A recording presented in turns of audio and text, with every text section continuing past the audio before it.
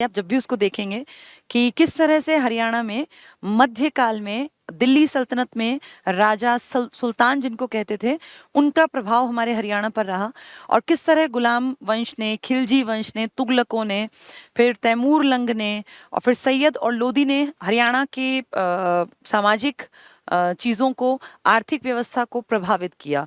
उस पूरे दौर को अगर आपने पढ़ लिया है किताब से और वीडियो भी देख ली है, तो अब अगली चीज़ें समझना आपके लिए बेहद आसान होगा। हम आगे बढ़ेंगे और आज हम शुरू करते हैं उसी सीरीज को आगे बढ़ा के मुगलों यानी 1526 की पानीपत की पहली लड़ाई के बाद मध्यकाल का सेकेंड पार्ट, जब हरियाणा प्रभावित हुआ। ये मुगल का मतलब है यहाँ बाबर, हुमायूं, अकबर, जहांगीर, शाहजहां, औरंगजेब, क्योंकि ये बहुत बड़े बादशाह थे। एक टर्म यूज किया गया था पादशाह, वो इन्हीं के लिए था।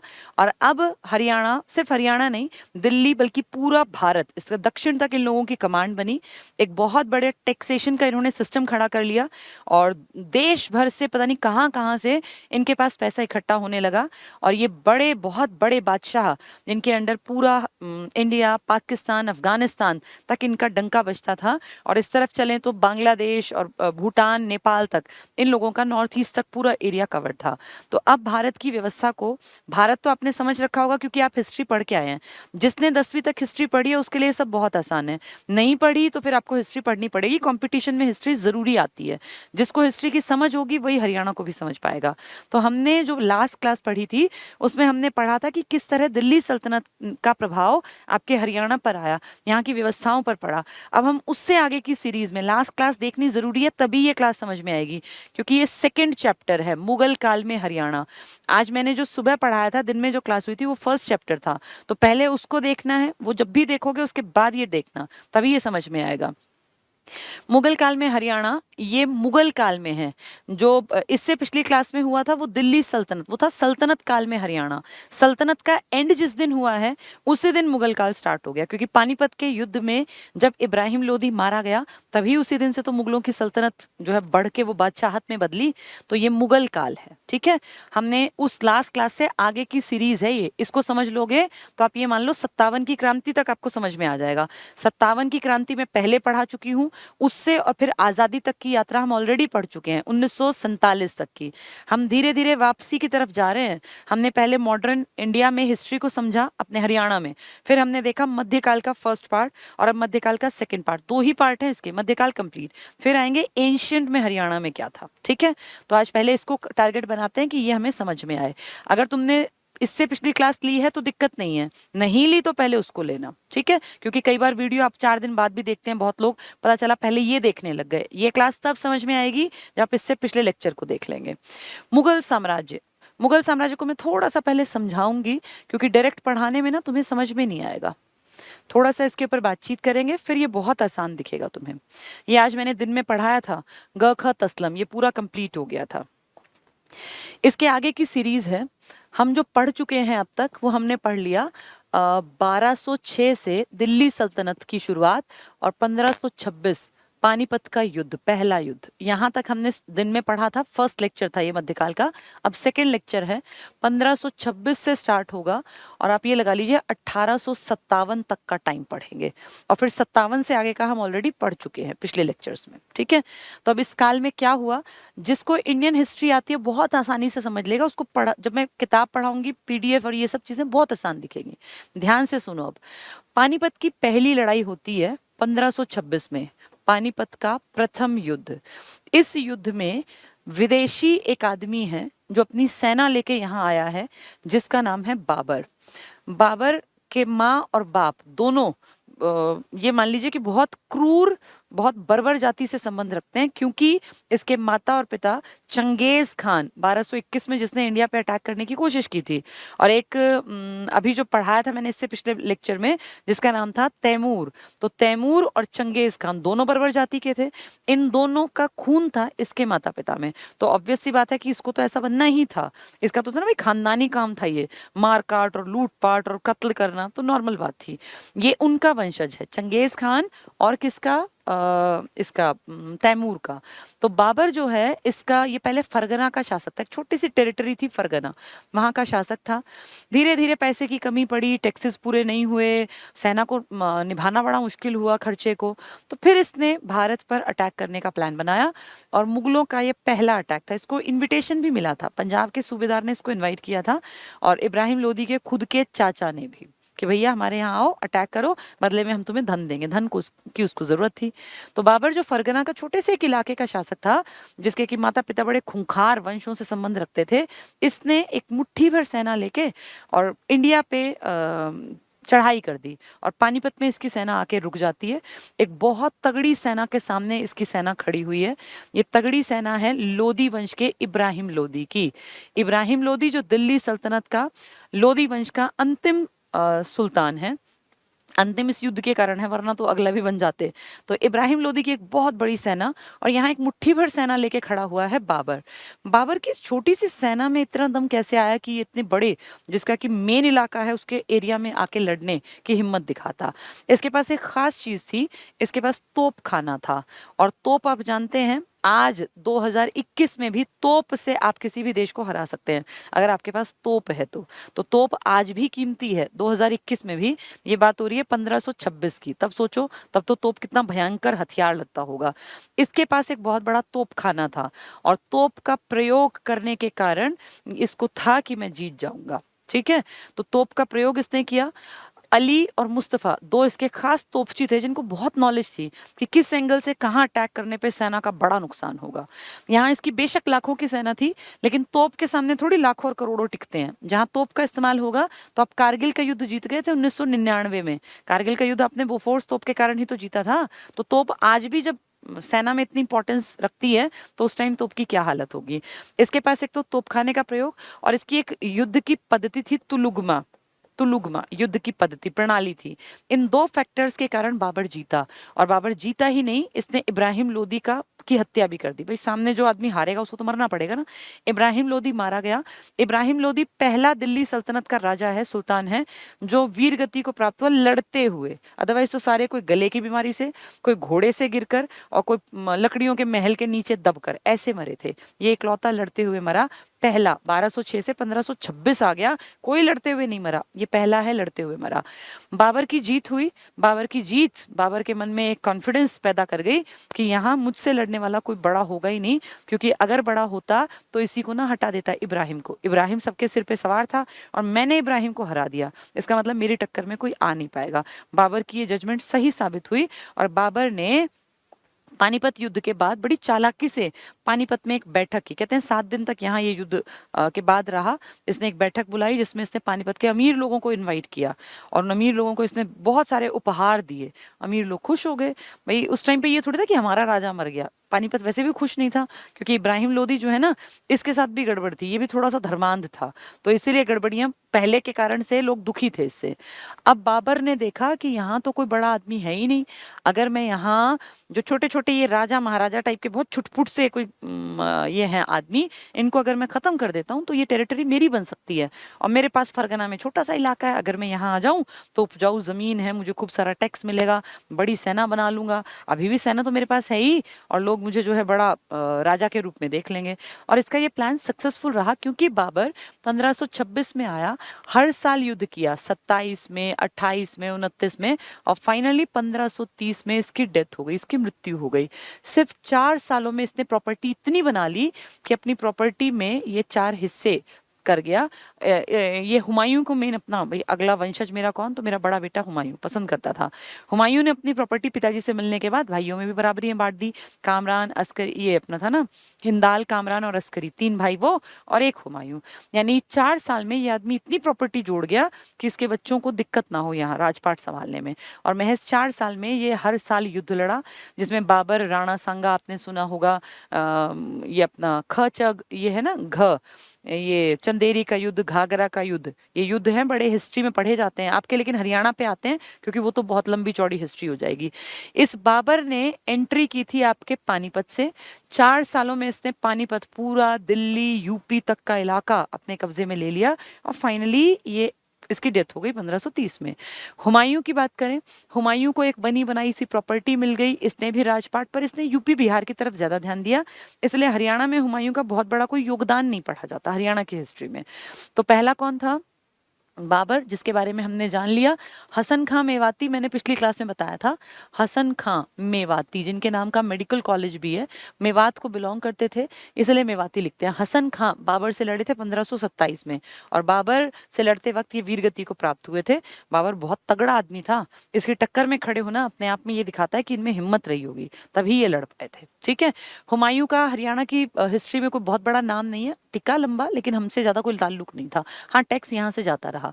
अगला नाम आया अकबर का। भाजसा है ना ये, BHAJSA, भाजसा। बाबर, हुमायूं, अकबर, जहांगीर, शाहजहां, औरंगजेब। अकबर का एक आदमी आप जानते हैं टोडरमल था, इसका वित्त मंत्री था। इसकी बनाई हुई जो टैक्सेशन सिस्टम था, दहशाला व्यवस्था, दहशाला, दहसाला भी लिख देते हैं, दहशाला भी, ये इसका टैक्सेशन का सिस्टम था, ये हमारे यहाँ लागू हुआ। और हमारे यहाँ टैक्स में एक टैक्स का सिस्टम था जिसमें कि ना जमीनें ऐसी जो कि सिर्फ बारिश के पानी के कारण खेती करती हैं, उन पे कोई भूमिकर नहीं लगता था। कितनी अच्छी बात है ना, जिस जमीन पर सिर्फ बारिश से खेती होती थी, नहर नहीं थी, जो नहर का पानी यूज नहीं करते थे, कोई कुआं नहीं खोद रखा था, बारानी जमीन कहलाती थी वो, बारानी। बारानी ये किस पर डिपेंड थी? बारिश पर। इस पे जितनी खेती होगी उस पर कोई टैक्स नहीं देना, कितनी अच्छी बात है।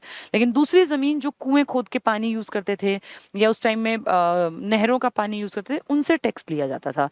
जो ये टैक्स लिया जाता था ना, ये भी अलग अलग तरह का था। तो ये हमारे यहाँ जो व्यवस्था थी टैक्सेशन की, ये अकबर के टाइम में जो किसने सेट की थी? टोडरमल, यही हमारे यहाँ भी लागू रही। अकबर के टाइम में अकबर का एक इम्पॉर्टेंट जीवन का किस्सा है, कलानौर में इसका राज्याभिषेक हुआ, क्योंकि इसके पिताजी जो है बहुत यंग एज में जब ये था तभी वो एक्सपायर हो गए 1556 में। ये इंपॉर्टेंट कैरेक्टर है आपके यहाँ।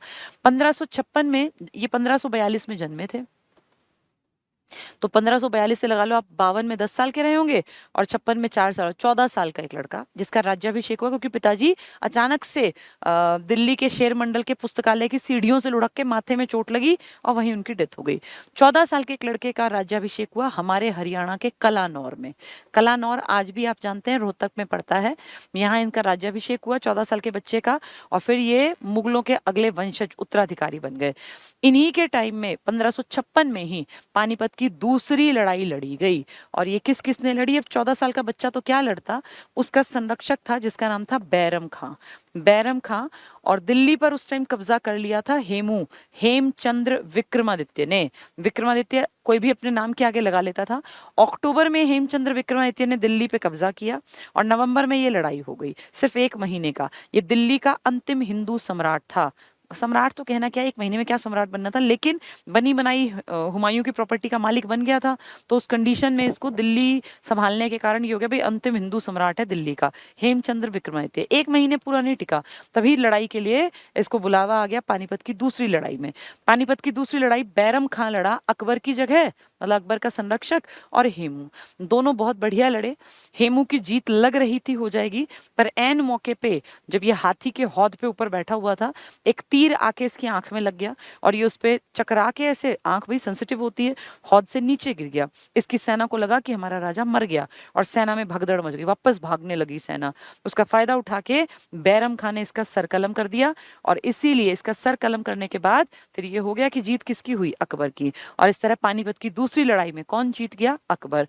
इस अकबर ने अपने यहाँ हरियाणा, दिल्ली, सरहिंद, पंजाब, यूपी तक के इलाकों का डिवीजन कर दिया, सरकारें बना दी, और बहुत सारे परगनों में से कुछ परगने आपके हरियाणा के भी थे। तो अकबर के टाइम में हरियाणा में बहुत सारी चीजें देखने को मिली, क्योंकि रेवाड़ी का था हेमचंद्र विक्रमादित्य, वो हरियाणा का हिस्सा, लड़ाई जो हुई वो हरियाणा का हिस्सा पानीपत, और जहां इसका राज्याभिषेक हुआ वो हरियाणा का हिस्सा। तो अकबर का हिस्ट्री में हरियाणा से काफी लंबा लेन देन रहा, चाहे राज्याभिषेक की बात कर लो, पानीपत की लड़ाई की बात कर लो, या रेवाड़ी के हेमचंद्र विक्रमादित्य की बात कर लो। ठीक है, ये थी अकबर के साथ हरियाणा की हिस्ट्री। अकबर का बेटा जहांगीर। हरियाणा में कोई बहुत खास ऐसी इंपॉर्टेंट चीज नहीं है कि जो जहांगीर से जोड़ी जाए। ठीक है, भारत का बादशाह था, ऐसे हरियाणा से भी टैक्स जाता रहा, चीजें चलती रही।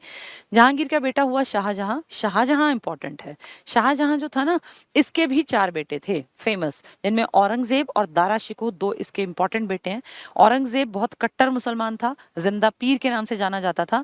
कहते हैं अपना जीवन जो उसने जिया, कभी शाही जीवन नहीं जिया। शाही इन द सेंस, वो जितना खर्चा उसका होता था ना, उसको अपने आप कमा के खर्च करता था, राजा की तरह नहीं कि मेरे तो ऐश होनी चाहिए। कहते हैं कुरान लिखता था और टोपियां सिलता था। मुस्लिम जो टोपियां पहनते हैं उनको बाहर बेचा जाता, उससे जो पैसे आते उससे वो अपनी ड्रेस बनवाता था। आप कभी भी देखना, औरंगजेब ने कभी अपने सिर पे जो वो रखते थे ना, ऐसे जड़ाऊ मोतियों वाला, कभी नहीं पहना, सादा था बिल्कुल। लेकिन कट्टर मुसलमान था, हिंदू धर्म से बेहद नफरत करता था और सिख धर्म से भी चिढ़ता था, जबकि हिंदू सिख तो ये इलाका ही था मेन, हरियाणा पंजाब का। तो औरंगजेब जो इसका बेटा था, किसका, शाहजहां का। शाहजहां के टाइम में इसका एक बेटा जिसको ये पसंद करता है और बड़ा बेटा है जिसका नाम है दारा शिकोह। इसका बड़ा बेटा दारा शिकोह। दारा शिकोह दिल्ली की बजाय अपने हरियाणा में ज्यादा रहा करता था, पलवल में बहुत रहता था, और दारा शिकोह का घूमना फिरना लगातार हरियाणा में बना रहता था। दारा शिकोह का एक टीचर था, उस टीचर के प्रति इसकी बहुत लगाव था। अध्यात्म, स्पिरिचुअलिटी, जीवन और ये आत्मा और इस तरह की बातें इसने सब उससे सीखी थी। उनका नाम था शेख चिल्ली। शेख चिल्ली और चिहिली, कुछ भी लिख सकते हैं पेपर में, चिहिली कह लो या शेख चिल्ली, ये इनके आध्यात्मिक गुरु थे। किसके, दारा शिकोह के। 1650 में ये एक्सपायर हो गए। उस टाइम तक राज चल रहा था शाहजहां का, क्योंकि 1657 तक शाहजहां गद्दी पर बैठे हुए थे।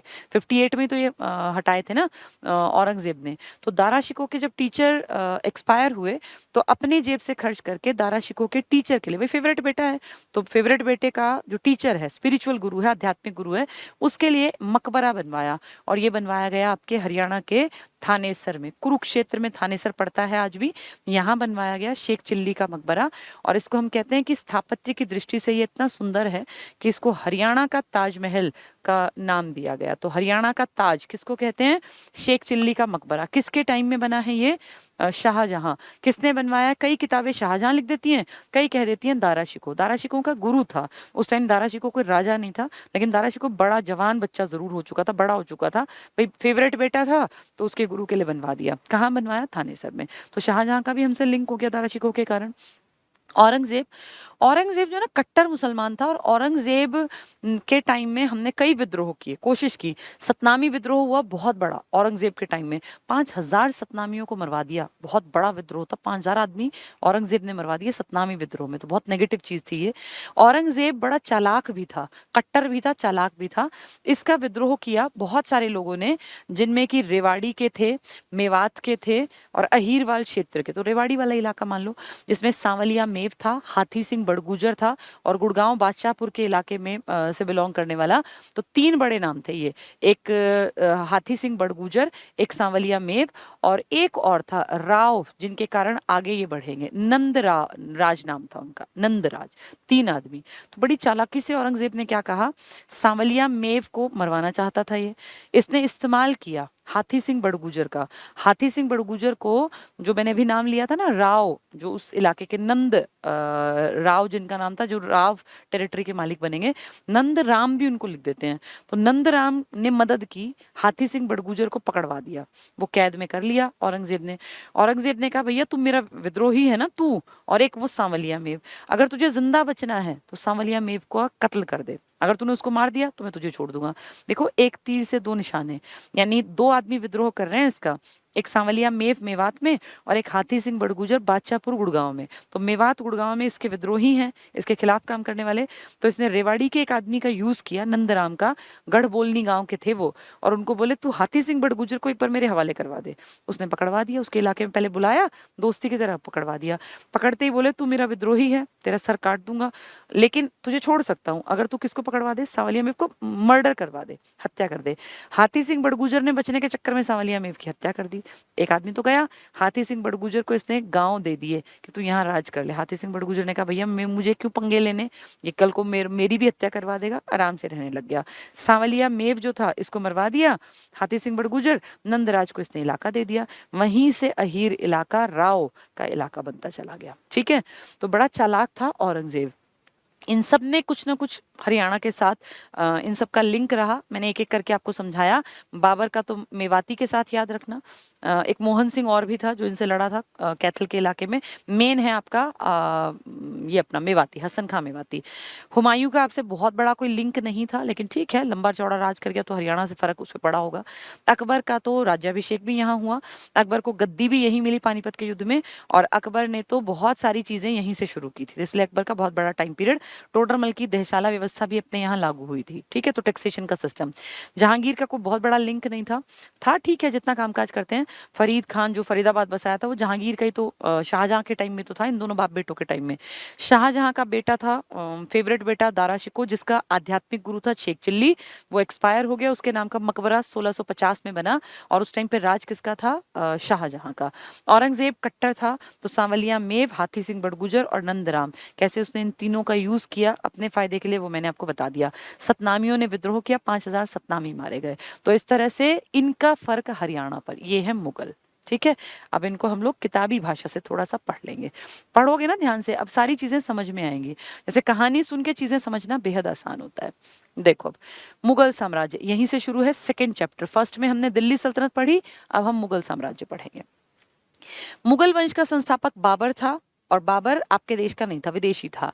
बाबर और उत्तरवर्ती मतलब बाद के लोग, मुगल शासक तुर्क और सुन्नी मुसलमान थे।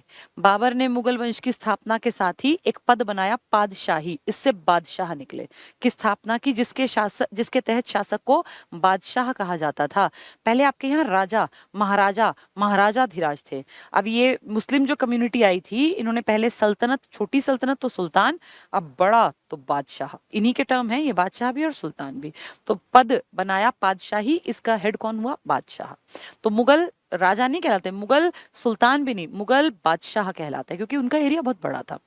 चंगेज खां, जिसने 1221 में इंडिया की तरफ रुख किया था, वो तो इल्तुतमिश की समझदारी से वो बच गया था, इंडिया नहीं आया, अदरवाइज ये अटैक करता है। चंगेज खां 1221 इल्तुतमिश का टाइम। तैमूर लंग, जिसने कि नासिरुद्दीन, हमारे यहाँ तुगलकों का छोटा सा एक राजा था, उसके टाइम में अटैक किया 1398 में। तो इसने भी 1221 में, इसने 1390, दोनों लड़ाकू प्रजाति के, और हमारा देश इनसे कहीं ना कहीं दबता और डरता था, के वंशज था। तो जिसके दादा, नाना, पड़नाना को भी उसकी 5वीं पुश्त और उसकी 14वीं पुश्त इतने भयानक थे, तो बच्चे में तो गुणा नहीं थे। और फरगना का शासक था, छोटे से एरिया का, बाबर। 1526 में हरियाणा पर आक्रमण किया। टारगेट क्या था? यहाँ पे आके बसना, पहले लूटना फिर बसना, मतलब किसी के न्योते पर आया फिर यहीं बस गया। बाबर के आक्रमण के समय तावड़ू परगने का शासक जलाल खान था। तावड़ू यानी आप समझ जाओ दक्षिण हरियाणा। 21 अप्रैल 1526 को पानीपत के मैदान में पानीपत का पहला युद्ध हुआ, अप्रैल 1526 को, जिसमें बाबर द्वारा इब्राहिम लोदी की पराजय के बाद मुगलों ने न केवल हरियाणा पर बल्कि पूरे हिंदुस्तान पर अधिकार कर लिया। 4 ही सालों में इतनी प्रॉपर्टी बना ली कि चारों बेटों को मिल जाए, आराम से वो राज कर सके। राज्य में नव विजित प्रदेश के शासन को व्यवस्थित तरीके से चलाने के लिए बाबर ने इसे 4 जिलों में बांट दिया। तो ये 4 सरकारें, एक दिल्ली सरकार, एक मेवात सरकार, एक हिसार और एक सरहिंद। सरहिंद पंजाब वाला इलाका, हिसार आप समझ जाओ पूरा ये मेन हरियाणा, एक मेवात तो दक्षिणी हरियाणा, और एक दिल्ली। ये 4 सरकारें, 4 राज्य, 4 जिले बना दिए इसने अपने। इसके बाद बाबर क्या करता है देखें। 1526 से 1530 में खूब लड़ा अड़ोसी पड़ोसियों के साथ और सब पे अटैक किया। 1525 में बाबर ने हरियाणा में प्रवेश किया। बाबर ने हिसार रियासत को जीतकर हुमायूं को सौंप दिया, अपने बेटे को, बड़े बेटे को। और हसन खां मेवाती, जो मेवात का लोकल था, के बेटे नाहर खां को क्षमा कर दिया। इसको तो मार दिया था, उसको क्षमा कर दिया, बोला चल तुझे राजा बना दिया, परगना दे दिया, मेवात को अपने साम्राज्य में मिला लिया। पहले पूरा मेवात उनका था, फिर कुछ परगने दे, ये तेरे काम चला देंगे, जिंदा छोड़ रहा हूँ शुक्र मना, हसन खां मेवात को तो मैंने मार दिया, मेवाती को, उसका बेटा है ये, क्या नाम है इसका? नाहर खां। ये नाहर सिंह नहीं है, वो अलग आदमी है। इब्राहिम लोदी की सहायता के लिए, इब्राहिम लोदी की सहायता कुछ लोगों ने की थी ना, हरियाणा से 2 सेनाएं आई थी। एक हसन खां मेवाती की, जिसको कि किसने मारा बाद में? बाबर ने। भाई क्यों मदद करने आया, लेकिन इसके बेटे को परगना दे दिया था। हसन खां मेवाती की, जो दिल्ली सेना के साथ मिलकर बढ़ रही थी, और दूसरी सेना हिसार के फौजदार हमीद खां। हिसार जीत के हुमायूं को दे दिया, इसके बेटे को परगना दे दिया, और मेवात अपने हिस्से में मिला लिया। तो दोनों चीजों को इसने अपने हिसाब से चेंज कर लिया। पानीपत के पहले युद्ध में बाबर ने पहली बार तुगलमा, ये तुलुगमा है, थोड़ा सा गलत छपा है, तुलुगमा युद्ध नीति और तोप खाने का प्रयोग किया। उस्ताद अली और मुस्तफा, अली मुस्तफा दो बताए ना, अली मुस्तफा, ये दो इसके तोपची हैं जिन्होंने सही जगह निशाने मारे। तो उस्ताद अली और मुस्तफा बाबर के दो प्रसिद्ध निशानेबाज थे, जिसने पानीपत के प्रथम युद्ध में भाग लिया था, तभी तो जीता था ये। तारीखे शाही के लेखक के अनुसार पानीपत के पहले युद्ध में विजय के बाद बाबर 7 दिन तक पानीपत में ठहरा था। इसने प्लानिंग की थी फिर कि मैं कहाँ कहाँ अटैक करूंगा, किस किस को मैं मारूंगा, कौन सा इलाका में हड़पूंगा। 21 नवंबर 1526 को बाबर ने हिसार फिरोजा के आसपास अफगान नेता हमीद खान सारंगवानी के विद्रोह को दबाने के लिए चीन तैमूर सुल्तान, चगताई वंश का अहमद परवानची, अब्दुल फतेह तुर्कमान, मलिक दाद करानी और मुल्तान के मुजाहिद खां को नियुक्त किया था। ये छोटे छोटे, बहुत छोटे छोटे लेवल के लीडर हैं, नाम नहीं आएंगे, एक आइडिया दे रही हूँ। हिसार फिरोजा के आसपास इसने एक अफगान क्यों, क्योंकि देखो सारे लोधी अफगान के थे, बताया था ना मैंने आपको, बड़े बड़े पदों पर बैठा है। तो अफगान नेता, अफगान जो मेन आदमी था इब्राहिम लोधी मार दिया, लेकिन उसके सरदार तो जिंदा बैठे हैं अफगान, वो तो विद्रोह करेंगे कि ऐसे कैसे घुसाए, कौन है बाहर का आदमी, भाई हम बनेंगे अगर राजा बनना है। तो अफगान विद्रोह जो था, अफगान का एक नेता, इसने विद्रोह कर दिया, इसको दबाने के लिए इसने ढेरों लोगों को बुला लिया। तो इस तरह से हिसार फिरोजा जो है वो जीतेगा ये, और फिर हिसार को जीत के अपने बड़े बेटे को देगा, किसको, हुमायूं को। ठीक है। बाबर के खिलाफ मेवात में हसन खां मेवाती समस्त अशांति और विद्रोह का नेता था। तो बाबर के खिलाफ हसन खां मेवाती अपनी कोशिश कर रहा था, इसको मार दिया और इसके बेटे को बोला परगने का मालिक बनता हो बन जा, नहीं तो मार दूंगा, मेरा कुछ नहीं जाएगा, ये मेवात मेरा है। तो हसन खां मेवाती का इलाका भी गया और बेटे को भी छोटा सा परगना मिला। 17 मार्च 27 को हसन खां मेवाती ने हजारों मेवातियों के साथ भयंकर युद्ध किया, मिलकर, साथ मिलकर लिखना चाहिए। बाबर की इस युद्ध में विजय हुई, जीत गया और उसको मार दिया। हसन खान और उसके साथी लड़ते हुए वीरगति को प्राप्त हुए, इसीलिए वीरगति को प्राप्त हुए लड़ते हुए, इसलिए तो हसन खां मेवाती का नाम है मेडिकल कॉलेज, क्योंकि भैया इसने हरियाणा के लिए अपनी जान दी है, हसन खां मेवाती। बाबर के शासन के अंतिम दिनों में कैथल में भयानक विद्रोह हुआ। इनके नेता मोहन सिंह थे, परंतु इनको बाबर ने हरा दिया और शवों की मीनार सी चुनवा दी। बाबर के समय 4 प्रांत, मैंने बताया ना ये कट्टर थे, ये शवों को ऐसे मीनार बनवा के उसके सामने शराब पीते थे बैठ के, ऐसा ही बलबंद था, याद करो, जिसके खिलाफ मेवात के लोग विद्रोह। तो ये भी तो वही बातें बता रहे हैं, ये देखो ऐसे ही मेवात के उसको मरवाया इसने, फिर ऐसे ही कैथल वाले को। इसके समय 4 प्रांत थे जहां से सरकार चलती थी, एक दिल्ली, एक हिसार, एक मेवात और एक सरहिंद। बाबर की मृत्यु 1530, तो महज 4 साल, 26 में आया और 30 में मर भी गया, लेकिन इन 4 सालों में बड़ी प्रॉपर्टी बना के छोड़ गया। ठीक है। बाबर की मृत्यु के बाद हुमायूं दिल्ली का शासक बना और उसने मेवात की सरकार अपने भाई हिंदाल और हिसार और सरहिंद कामरान को सौंप दिए। तो इसने अपने भाइयों को प्रॉपर्टी दे दी। पिताजी ने इसको क्या दिया था, हिसार, मेवात छीन लिया था ना पिताजी ने, किससे, हसन खां मेवाती को मार के उसके बेटे से, उसको परगना दिया। इसने क्या किया, पिताजी की प्रॉपर्टी दी हुई को अपने भाइयों में बांट दिया। फतेहाबाद की मस्जिद का निर्माण हुमायूं ने करवाया, पेपर में आ जाएगा फतेहाबाद की मस्जिद किसने बनवाई। जैसे लाट की मस्जिद दोपहर में पढ़ाई थी ना मैंने आपको पिछली क्लास में, लाट की मस्जिद कहाँ है, हिसार में, किसने बनवाई है, जिसने गुजरी महल बनवाया। अब आपको पता होना चाहिए दोनों किसने बनवाए। तो हुमायूं ने निर्माण करवाया फतेहाबाद की मस्जिद का। अगला है शेरशाह सूरी। शेरशाह सूरी एक वैश्य जाति का था और पहले व्यापारी था, बाद में सेनापति बन गया। शेरशाह सूरी जो आप नाम देख रहे हैं, इसके पास और इसी के पास हेमचंद्र विक्रमादित्य का भी इतिहास इसी से जुड़ा हुआ है। इब्राहिम सूर ने हिसार के जागीरदार जमाल खान के पास नौकरी कर ली। जमाल खान ने इब्राहिम को 40 सिपाहियों का सरदार बनाकर नारनौल के परगने में जीवन यापन के लिए कुछ गांव दे दिए, भैया यहाँ से जो टैक्स है तू उसमें खा ले। शेर शाह ने हरियाणा को पहले की तरह 4 सरकारों में, दिल्ली सरकार, मेवात, हिसार और सरहिंद में बांट दिया। सब वही कर रहे थे। अब आया अकबर। अकबर 1526 से 1605 तक रहा और अकबर की एंट्री के टाइम मैंने आपको बताया कौन था वो आदमी जो लड़ा था पानीपत की दूसरी लड़ाई, हेमचंद्र विक्रमादित्य। अकबर तब 14 साल का लड़का था। राज्याभिषेक कलानौर में हुआ। पानीपत की दूसरी लड़ाई में इसका संरक्षक काम संभाल रहा था। ठीक है। तो हेमचंद्र, जिसको हेमू भी कहते हैं, इसने उपाधि विक्रमादित्य, 1 महीने बस दिल्ली बैठा था ये, और अकबर के बीच संघर्ष हुआ। पढ़े जरा क्या संघर्ष था। हेमचंद्र जो मध्यकालीन इतिहास में हेमू के नाम से प्रसिद्ध है, वो हरियाणा की प्रमुख नगरी रेवाड़ी का रहने वाला था। कहते हैं 22 लड़ाइयां लड़ी, कभी हारा ही नहीं। तो ये बहुत बड़ी बात थी, इसलिए इसमें हिम्मत आई विक्रमादित्य कहलाने की। रेवाड़ी का था ये। 5 नवंबर 56 को मुगल शासक अकबर और हेमचंद्र विक्रमादित्य की सेनाओं के बीच पानीपत का दूसरा युद्ध हुआ, जिसमें हेमू की पराजय हुई। वो तीर लग गया आंख में। दिल्ली की गद्दी पर बैठने वाला अंतिम हिंदू शासक हेमू ही था, जो दिल्ली की गद्दी पर बैठा। 1 महीने अक्टूबर नवंबर में लड़ाई हो गई। राज्य को सुव्यवस्थित तरीके से चलाने के लिए अकबर ने उसे सूबों में बांट दिया। इस समय राज्य में परगने थे और 5 सरकारें थी, जो थी, अब पहले 4 थी ना, 5 देखो। सरकारें दिल्ली पहले भी थी, सरकारें रेवाड़ी नई बन गई, सरकारें हिसार पहले भी थी, सरकारें, ये हिसार फिरोजा तो एक ही है, मेवाती पहले भी थी, सरहिंद भी थी, अब सरकार ए रेवाड़ी बन गई। हेमचंद्र कहाँ का था? रेवाड़ी का। वहीं उसमें तो एक वहां भी सरकार की, वहां भी विद्रोह ना हो, अकबर ने किया ये काम। जहांगीर का कोषाधिकारी था शेख फरीद। इसने कौन सा शहर बसाया था? फरीदाबाद। शेख फरीद ने फरीदाबाद बसाया। जहांगीर का कोष का ध्यान रखने वाला अधिकारी था। तो जहांगीर के टाइम में ये, अकबर के टाइम में बहुत सारी घटनाएं, जहांगीर का बस एक किस्सा। शाहजहां फिर अपने बेटे के लिए काम करवाएगा। अगला है शाहजहां, 1627 से 1657, क्योंकि 58 में इसको औरंगजेब पकड़ के जेल में कैद कर देगा आगरा के किले में। शाहजहां का ज्येष्ठ मतलब बड़ा बेटा दारा शिकोह हरियाणा का को अधिक पसंद करता था।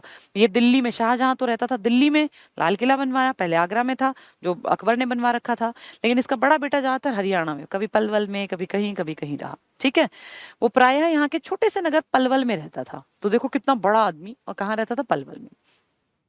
मार्च 1634 को पलवल के पास सुल्तानपुर, सुलनान लिखा है, सुल्तानपुर है ये, आजकल जो हरियाणा के गुड़गांव में है, गांव में दारा शिकोह को पुत्र रत्न की प्राप्ति हुई, जिसका नाम सिपहर सिकोह था। तो दारा शिकोह ने अपने बेटे का नाम क्या रखा? सिपहर सिकोह, इसका बेटा हुआ था। मुगल शासक शाहजहां का पुत्र दारा शिकोह थानेसर में अपने गुरु शेख चेहली के संपर्क में रहता था। शेख चिल्ली ही शेख चेहली है, तो ये इसका आध्यात्मिक गुरु है, शाहजहां के बड़े बेटे का। ठीक है, शेख चिल्ली की मृत्यु के बाद दारा शिकोह ने शेख की स्मृति में मकबरा बनवाया। यह स्थापत्य यानी आर्किटेक्चर की दृष्टि से हरियाणा का ताजमहल भी कहलाता है।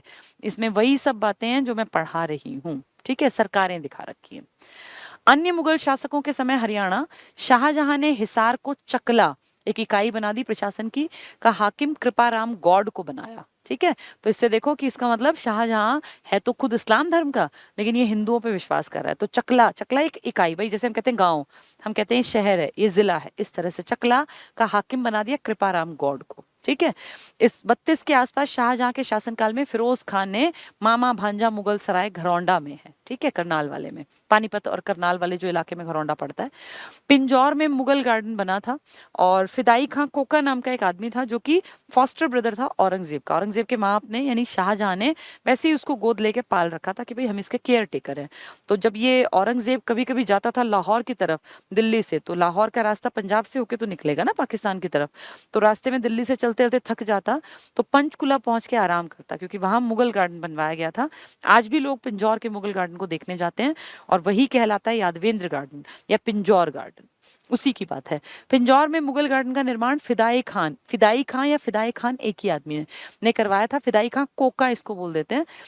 इसको वर्तमान में यादवेंद्र गार्डन या उत्तर भारत का नंदनवन, बहुत इंपॉर्टेंट पूछेंगे, उत्तर भारत का नंदनवन कहाँ है? तो आपका मुगल गार्डन जो है ना, जो पिंजौर गार्डन, यही है उत्तर भारत का नंदनवन। Very important. कहा जाता है प्रतिवर्ष आमों का मेला लगता है।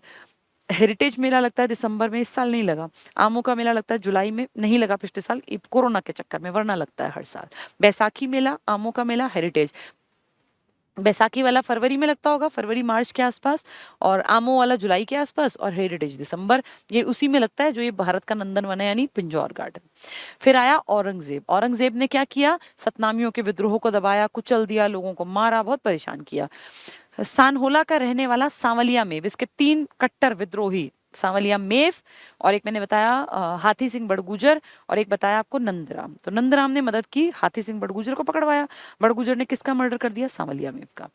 तो सांवलिया मेव पहला व्यक्ति था जिसने औरंगजेब को परेशान कर दिया। औरंगजेब को परेशान, मेवात के लोगों ने बलबन को भी दुखी किया था, इनको भी। औरंगजेब का विरोध करने वाला दूसरा ऐसा व्यक्ति था हाथी सिंह बड़गुजर। हाथी सिंह बड़गुजर ये दहना गांव का रहने वाला था। इस गांव को वर्तमान में बादशाहपुर कहते हो तुम, गुड़गांव में पड़ता है ना बादशाहपुर, यहीं का बड़गुजर, बादशाहपुर आज का। रेवाड़ी के पास गढ़बोलनी गांव था। इसकी सरकार राव नंदराम, यही तो कहलाएंगे बाद में राव, यही तो जो राव आज तक चल रहे हैं ना, वो यही लोग हैं। नंदराम ने, इसने किसको पकड़वाया? हाथी सिंह बड़गुजर को पकड़कर औरंगजेब के हवाले कर दिया। तो 3 लोग, सांवलिया मेव, हाथी सिंह बड़गुजर और एक नंदराम ने किसको पकड़ा? हाथी सिंह को। हाथी सिंह को क्या बोला औरंगजेब? सांवलिया को मार दे, तुझे छोड़ दूंगा, तुझे प्रॉपर्टी का मालिक बना दूंगा। तो अब देखो क्या हुआ। रेवाड़ी के पास गढ़ बोलनी के राव नंदराम ने हाथी सिंह बड़गुजर को पकड़कर औरंगजेब के हवाले कर दिया। इस सहायता से प्रसन्न होकर औरंगजेब ने रेवाड़ी के आसपास का संपूर्ण क्षेत्र की चौधराहट नंदराम को सौंप दी। यहीं से रेवाड़ी के प्रसिद्ध राव राज्य की नींव पड़ी। तो ये जो राव नगरी कहलाती है ना आज रेवाड़ी, ये कैसे पड़ी समझ में आया? नंदराम नाम का एक आदमी थे जिसने हाथी सिंह बड़गुजर को पकड़ा और किसको सौंप दिया? औरंगजेब को। भाई ये तुझे दुखी करता है, ये मैंने तुझे पकड़ा दिया। अब उसने कहा ठीक है यार, तुमने बड़ा अच्छा काम किया, जो इस पूरे एरिया के आसपास के गांव हैं तुम इनके चौधरी हो। तो चौधराहट मिल गई, वहीं से अहीर राज्य और ये राव राज्य की नींव पड़ गई। ठीक है। हाथी सिंह ने क्या किया? खुद को बचाने के लिए ये मारेगा सांवलिया मेव को। हाथी सिंह बड़गुजर ने औरंगजेब के द्वारा रिहाई की शर्तों के अनुसार रिहा होते ही सांवलिया मेव का कत्ल कर दिया। इससे प्रसन्न होकर औरंगजेब ने हाथी सिंह को घासेड़ा की 11 गांवों की जागीर सौंप दी। यानी देखो इसने कितनी चालाकी से, 2 इसके तगड़े टक्कर वाले थे, एक सांवलिया मेव, एक हाथी सिंह बड़गुजर, इन दोनों को कैसे इसने अपने कब्जे में लिया? एक तीसरा आदमी नंदराम को बोला तू हाथी सिंह को पकड़वा दे। हाथी सिंह को पकड़वा दिया। हाथी सिंह को बोला अगर तू रिहाई चाहता है तो इसका तो मर्डर करेगा। कर दिया मर्डर। एक तरह से दब भी गया और ना सांप भी मर गया और लाठी भी नहीं टूटी। कितनी चालाकी से काम किया। जागीर मिल गई। 1672 में अहीरवाल क्षेत्र यानी राव वाला इलाका के नारनौल नगर में सतनामियों ने औरंगजेब के खिलाफ विद्रोह किया। 5000 सतनामी मरवाए थे औरंगजेब ने। बहुत बड़ा विद्रोह था ये सतनामियों का। औरंगजेब के काल में नारनौल में सतनामी विद्रोह बहुत बार आता है। किसके काल में हुआ? औरंगजेब के काल में। कहाँ हुआ? महेंद्रगढ़ के नारनौल में। जाट विद्रोह का मुख्य केंद्र सौंधी और सिनसिनी थे। ठीक है। जाट विद्रोह भी हुआ था। जाट राजा सूरजमल का नाम सुना होगा।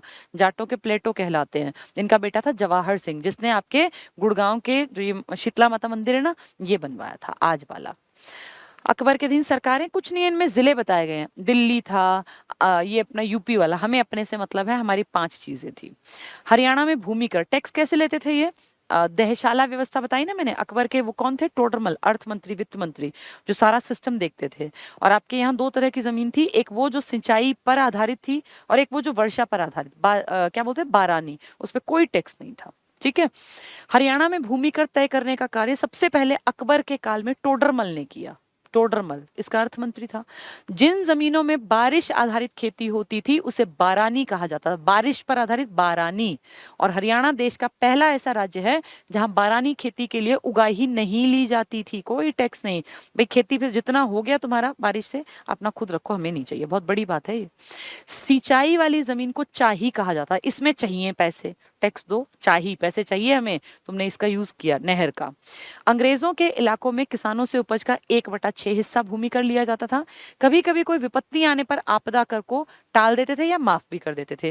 लेकिन जो देसी रियासतें थी, जैसे झज्जर था, लोहारू था, पढ़े थे ना हमने, ये किसानों से वहां के जागीरदार क्रूरता से भूमि कर वसूलते थे 1/4। यानी अंग्रेजी राज में तो टैक्स देना था 1/6, अगर 60 किलो है तो 10 देने हैं। और जो देसी रियासतें थे ये 1/4, कि अगर 40 किलो है तो 10 देने हैं। तो ज्यादा पड़ गया ना ये। तो इसका मतलब क्रूरता से दिखाते थे ये लोग। तभी तो यहाँ प्रजामंडल बने थे, जो मैंने आपको कल पढ़ाया भी था।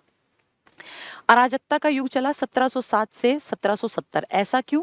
क्योंकि औरंगजेब मर गया। औरंगजेब के मरते ही गिद्ध की दृष्टि से टूट पड़े लोग। हरियाणा मेरा, ये हिस्सा मेरा, ये हिस्सा मेरा। और सबने अपनी अपनी कोशिश की कि हरियाणा पे मेरा कब्जा। सिख भी लड़ेंगे और जाट भी लड़ेंगे, और ये राजस्थान से भी लोग आके कहेंगे हरियाणा हमारा। तो एक तरह से चारों तरफ छुटपुट छुटपुट एरिया, जिससे होता ना भाई, जैसे चील और गिद्ध चपटते हैं, एक रोटी और 10 लोग छीनने को भागे, तो वो किसी के हाथ में आएगी, किसी के में नहीं। ऐसे ही यहाँ हुआ।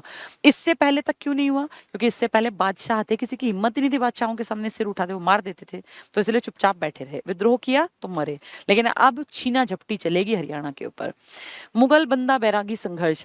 10 गुरु हुए हैं सिखों के। 10 गुरु में से लास्ट वाले गोविंद सिंह जी, गुरु गोविंद सिंह जी ने, एक आदमी था लक्ष्मण देव नाम था उसका, महाराष्ट्र में नांदेड़ नाम की जगह में उसकी मीटिंग हुई 10वें गुरु से। उन्होंने कहा तुम तो बहुत समझदार जिम्मेदार हो और तुम हमारे इसमें आ जाओ। और वो उनको बना दिया बंदा बैरागी, नाम दे दिया। बंदा बैरागी ने 10 गुरुओं के मरने के बाद सारी कमान संभाली। उन्होंने लोहागढ़, लोहागढ़ भी कह देते हैं, आज आपका पड़ेगा यमुनानगर, इसको अपनी राजधानी बनाया। भाई हरियाणा और पंजाब का ही तो इलाका था ये सारा, ये पहले पूरा पंजाब था। उसके बाद जब मुगल इनके खिलाफ आने लगे, कमजोर मुगल, 1707 में जैसे ही औरंगजेब मरा, ये मान लो एक बुरा दौर शुरू हुआ मुगलों का। कमजोर, निकम्मे, निठल्ले, कोई शाहे बेखबर, कोई लंपट मूर्ख, कोई रंगीला, अजीब अजीब से राजा, कहने के बस वो बादशाह, कुछ उनकी औकात नहीं, वो इंडिया को संभाल के नहीं रख पाए। इतनी टेरिटरी फैला दी औरंगजेब ने कि वो रखने के लायक ही नहीं थे, इसलिए धीरे धीरे कमजोर होते जाएंगे। इसी टाइम पर मुगल संघर्ष करेंगे बंदा बैरागी के साथ। बंदा बैरागी अपना हेडक्वार्टर बनाएगा सोनीपत के सिहरी खांडा में, और फिर यहाँ पे कई बार ये मुगलों को हराएगा, लेकिन फाइनली फर्रुखसियर 1713 में इसका मर्डर करवा देगा। और उसके बाद फिर सिखों का, जो कुछ लोग कहते हैं 11वें गुरु, कुछ कहते हैं गुरु नहीं, लेकिन हमारे लीडर थे बंदा बैरागी, इनकी डेथ हो जाएगी। ठीक है, अराजकता फैलेगी चारों तरफ, हड़कंप मचेगा लूटपाट पे। तो मुगल और बंदा बैरागी। गुरु गोविंद सिंह जी के पश्चात मुगलों के विरुद्ध सिखों की सैन्य गतिविधियों का नेतृत्व बंदा बैरागी ने किया। सिख इतिहास के महान विद्वान हैं डॉक्टर हरिराम गुप्त, वो बंदा बैरागी को हिमाचल प्रदेश का निवासी मानते हैं। एक आदमी महाराष्ट्र प्रांत के नांदेड़, ये जगह है, नामक स्थान पर बंदा बैरागी की गुरु गोविंद सिंह जी से भेंट हुई, जो 10वें गुरु थे, जिसके दौरान उसे गुरु ने उत्तर में जाने की, भाई तू जा ऊपर हरियाणा पंजाब की तरफ। मुगल साम्राज्य के विरुद्ध संघर्ष में बंदा बैरागी ने सोनीपत, कैथल, थानेसर, सरहिंद, शाहबाद और कुंजपुरा यानी करनाल को जीत लिया। 1710 में मुगल सम्राट बहादुर शाह ने करनाल और नरवाड़ी के बीच हुए युद्ध, 3 संघर्षों में बंदा को पराजित कर दिया। बंदा बैरागी ने सोनीपत के निकट सिहरी खांडा नामक गांव को, अभी भी है ये गांव, अपना मुख्यालय बनाया। पेपर में कई बार आ चुका, इसने अपना मुख्यालय कहाँ बनाया? सोनीपत के सेहरी खांडा या सिहरी खांडा में। ये गांव रोहतक से 30 किलोमीटर, रोहतक सोनीपत की दूरी जितनी है उस पर स्थित, सोनीपत में पड़ता है ये। सोनीपत और कैथल पर विजय पताका फहराते हुए बंदा थानेसर पहुंचा। थोड़े थोड़े एरिया में जीता, सिहरी खांडा से जीता, सोनीपत जीता, फिर कैथल जीता, थानेसर कुरुक्षेत्र पहुंचा, यहां भी विजयी हुआ। लेकिन 1710 मई को बंदा ने सरहिंद पर आक्रमण किया, पंजाब। सरहिंद का फौजदार वजीर खां, उसको भी हरा दिया। सरहिंद की विजय से बंदा की प्रतिष्ठा को 4 चांद लग गए कि यार देखो ये आदमी, जिसने सोनीपत जीत लिया, कैथल, कुरुक्षेत्र, अब ये आगे कहां बढ़ गया? पंजाब की तरफ। तो सब लोग इसके ठाठ बाट समझने लग गए। अक्टूबर 1710, तभी 2-3 महीने, मई से अक्टूबर में, करनाल और इंद्री के बीच फिरोज ने बंदा की सेना को बुरी तरह से पराजित किया। बंदा थोड़ा पीछे हटा पर उसकी पराजय हुई। फिरोज और बंदा बहादुर की तीसरी टक्कर तरावड़ी में हुई, जिसमें बंदा की हार हुई। जैसे कुछ महीनों के अंदर हो रहा है सब ये। 3 बार पराजित होने के बाद बंदा थानेसर आया, तरावड़ी, करनाल, थानेसर, कुरुक्षेत्र यहाँ आया। और फिर 1710 को शाही सेना के साथ उसकी जबरदस्त संघर्ष हुआ, जिसमें बंदा को पुनः हार का मुंह देखना पड़ा। अब फर्रुखसियर के टाइम में ये मर भी जाएंगे। ठीक है, नादिर शाह, अब ये इंडिया में कोई ताकतवर नहीं है। ये खबर फैल गई आसपास कि अरे ये औरंगजेब क्या मरा, इंडिया तो सुना बेजान अनाथ पड़ा है, कोई जाओ लूटो, कोई फर्क नहीं पड़ता। क्योंकि अब जो वहां राजा हैं वो लंपट मूर्ख हैं, चाहे बेखबर है, मोहम्मद शाह रंगीला जैसे मूर्ख लोग राज कर रहे हैं, कोई ताकतवर है ही नहीं। तो नादिर शाह उठा के अपना ईरान से सेना को और ले आया कि चलो लूट के लाते हैं, इतनी बड़ी सोने की चिड़िया खाली पड़ी है तो चलो। आप सोचो औरंगजेब के टाइम तक कितना टैक्स आता होगा, कितना पैसा होगा, दिल्ली भरा पड़ा था, लाल किला। नादिर शाह अपना उठ के ईरान से, ईरान के बाद अफगानिस्तान क्रॉस किया, पाकिस्तान क्रॉस किया, फिर इंडिया आया। और इंडिया में इसने इतनी लूटपाट मचाई, दिल्ली के लाल किले को इतना कहते हैं पता नहीं कितनी बोरी भर भर के सोना ले गया, दीवारों में से निकाल निकाल के। दीवारों में सोने थे पहले। और उसके बाद नादिर शाह के जाने के बाद ये फेमस हो गया कि दिल्ली बहुत ज्यादा अनाथ की तरह, कोई भी आके यहाँ अटैक कर सकता है, जिसका मन करे अपना दिल्ली को लूट लो। ये फेमस हो गया। ये है नादिर शाह का आक्रमण। 1739 बहुत इंपॉर्टेंट में करनाल का युद्ध हुआ। पेपर में आ जाएगा करनाल का युद्ध किस किस के बीच हुआ। तो नादिर शाह जो कि ईरान से आया था, और आपके यहाँ था ये मोहम्मद शाह रंगीला, जो कि पूर्व ये परवर्ती मुगल, बाद का मुगल है। 1739 करनाल का। करनाल में तरावड़ी है, लेकिन वो लड़ाइयां पहले खत्म हो चुकी। करनाल का युद्ध बहुत इंपॉर्टेंट है। ईरान के बादशाह नादिर शाह और हिंदुस्तान के सम्राट, कहाँ का सम्राट ही कुछ कर ही नहीं पाया, मोहम्मद शाह रंगीला के बीच हुआ। बहुत इंपॉर्टेंट, कई बार एग्जाम में आ चुका। करनाल का युद्ध 1739 में नादिर शाह के राजा, क्या नाम था उसका, ये अपना क्या नाम है इसका, नादिर शाह, जो लूट के ले जाएगा दिल्ली से तख्ते ताऊस को, जो बनवाया था बड़े शौक से बैठने के लिए शाहजहां ने, और मयूर सिंहासन उसी का नाम है, और कोहिनूर हीरा, इन दोनों को लूट के ले जाएगा। ठीक है, तो मोहम्मद शाह रंगीला ये वो नाकामयाब लीडर था अपने इंडिया का, जिसमें नादिर शाह ने मुगल शासक को पराजित किया, और मयूर सिंहासन तख्त ए ताऊस इसी का नाम है, बेबादल खान नाम के आदमी ने डिजाइन किया था बैठने के लिए, बहुत सुंदर ताज था, बहुत ही सुंदर। और कोहिनूर हीरा जिसकी दुनिया में नाम था अपने साथ ले गया। मयूर सिंहासन आप आज भी रेप्लिका देख सकते हैं, मतलब वैसा एक नकली सा बना के दिल्ली के लाल किले में दीवाने आम में आज भी रखा हुआ है। आप उसको देख के ऑब्जर्व कर सकते हैं कि कितना बड़ा बैठने का उसका पूरी गद्दी ऐसी थी कि देखने लायक। वही तख्ते ताऊस था, वही मयूर सिंहासन बेबादल खान ने बनाया, लूट के ले गया ये। इस अगर तुमने वो मूवी देखी हो ना पानीपत, अभी पानीपत की तीसरी लड़ाई पर मूवी एक आई थी मराठे और उसमें जाट राजा सूरजमल, उसमें अहमद शाह अब्दाली का रोल प्ले किया है इसने, क्या नाम है इसका, संजय दत्त ने। तो उसमें वो तख्ते ताऊस पे बैठा हुआ है और एक आदमी जो है वो उसको एकदम से मारने की कोशिश करता है, तो वो उसको कोहिनूर हीरा अपनी उस टोपी में यहाँ संजय दत्त ने लगा रखा है, मतलब दिखावटी, और जिसपे वो बैठा है ना ऐसे बिल्कुल इससे जड़ा हुआ, जड़ाऊ बिल्कुल, चार उसके ऐसे खड़े हुए हैं, उसके ऊपर छतरी टाइप है, वो है तख्ते ताऊस जो दिखाया गया है, मतलब प्रेजेंट किया गया। तो उससे आप एक आइडिया ले सकते हैं। और वो उसको मारता है ना, जब कोशिश करता है तो संजय दत्त उसको मारता है, और मारते मारते वो अपना हेलमेट सा निकाल के उसको इतना मारता है कि वो आदमी मर जाता है। तो कहता है कोहिनूर हीरा और तख्ते ताऊस हर किसी के लिए नहीं है। तो वो तख्ते ताऊस और कोहिनूर हीरा कौन लूट के ले गया था पहले? नादिर शाह। ठीक है, नेक्स्ट है आज ये हीरा, वो तो टूट फूट गया, सिंहासन तो टूट फूट के खत्म कर दिया, पता नहीं कहाँ बेचा होगा, क्या किया होगा। कोहिनूर हीरा आज ब्रिटेन की महारानी के ताज में लगा हुआ है। ठीक है, इस युद्ध में रेवाड़ी राज्य का तात्कालिक शासक राव बालकिशन मुगल सेना की ओर से लड़ते हुए वीरगति को प्राप्त हुआ। ये बालकिशन कौन है? ये वही राव नंदराम था ना, उसका बेटा है। नंदराम कौन था? जिसने हाथी सिंह बड़गुजर को पकड़वाया था, किसके हाथों? औरंगजेब। तो औरंगजेब को मरे भी कुछ ही साल तो हुए हैं, 4-5 सालों में ये सब कुछ हो गया, 10-20-50 सालों में सब कुछ खत्म हो गया। 1739 का किस्सा है ये, और 1707 तक वो बैठा था। तब एक आदमी 60-60 70-70 साल राज करता था। अब ये किसका बेटा आ गया? नंदराम का, ये भी मर गया।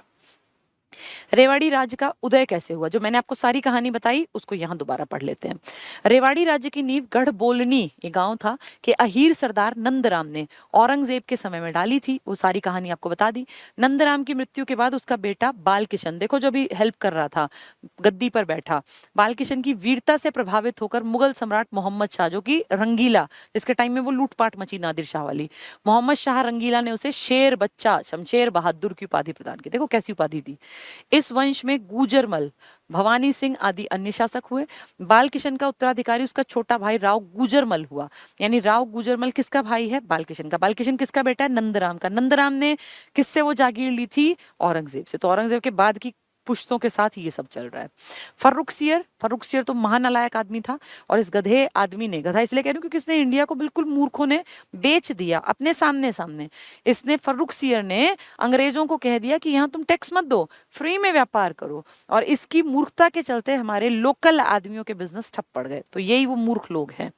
फर्रुखसियर 1713 से 19, और इतने कम सालों में पूरा इंडिया बर्बाद कर गया, के समय बसीरपुर के एक बिचौल सरदार दलेल खान, फौजदार खान ने बसीरपुर के पास एक नया कस्बा फर्रुख नगर बसाया। तो फौजदार खान ने फर्रुख नगर बसाया और इसको अपना हेडक्वार्टर बना लिया। अब कमजोर है ना, तो कोई कोई अपने नगर बसाता जा रहा है। राव गुजरमल, कौन गुजरमल? बालकिशन का भाई है ना, वही वाला। कि पहली लड़ाई बसीरपुर राज्य के तत्कालीन शासक कामगार खां से हुई। ये छोटे छोटे बहुत छोटे एरिया के लोग हैं। बिचौल सरदार की पराजय हुई। हिसार झज्जर आदि क्षेत्रों पर गुजरमल का अधिकार हो गया। 1750 में गुजरमल की हत्या ये हाथी है, हट्टी लिखा है, हाथी सिंह बड़गुजर के बेटे ने कर दी। क्यों कर दी? क्योंकि हाथी सिंह बड़गुजर को ही पकड़वाया था। किसने? सांवलिया मेव का मर्डर किया था ना हाथी सिंह ने। हाथी सिंह को किसने पकड़वाया था? इनके बाप दादाओं ने। कौन थे वो?